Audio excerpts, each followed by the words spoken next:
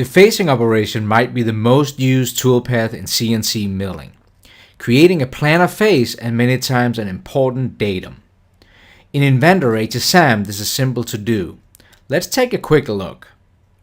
I will select the face operation from the command manager, and we are presented with the facing properties to the left.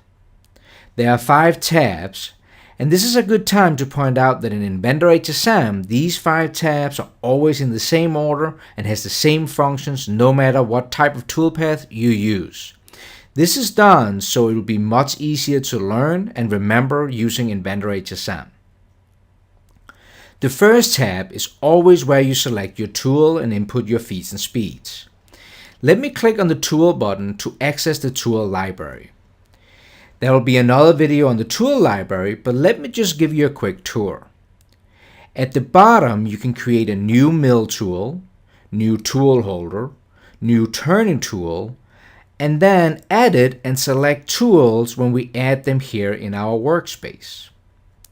To the left, we have our tool libraries. And Inventor HSM already comes with many tools so you can get the job done quick. I'm going to scroll down and select the tutorial folder, and here at the top I have a 50mm face mill. I'm going to click once to highlight it, and then I can move down to the bottom and either click select if this is the cutter that I want to use, or I can click edit. This will open up all the information about the selected tool. Check out the Cutter tab. Here I could, for example, change the diameter from 50 to 60mm if that is the actual cutter I have in the shop. Making this kind of adjustments should be easy. Let me hit OK and then select the tool. The second tab is Geometry. This is where we can select what we want to machine. You might select an edge on your model, create some Inventor sketch geometry, but since this is a facing operation, I want to face off the entire top surface, so I do not need to select any geometry. This is one of the advantages of working within a solid environment. The third tab is where you can adjust all your heights. The fourth tab is the Passes tab. This has everything to do with the cutter engaged in the material.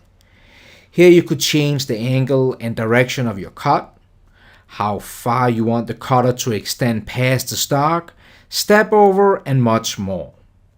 The fifth and last tab is all about the cutter not engaged in the material, such as rapid moves and lead in and lead out.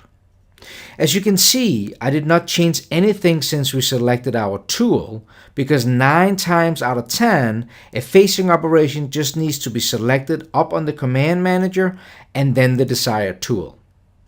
Let me click OK, and if I click Simulate and Play, you will see that we have completed the facing operation with just a few clicks.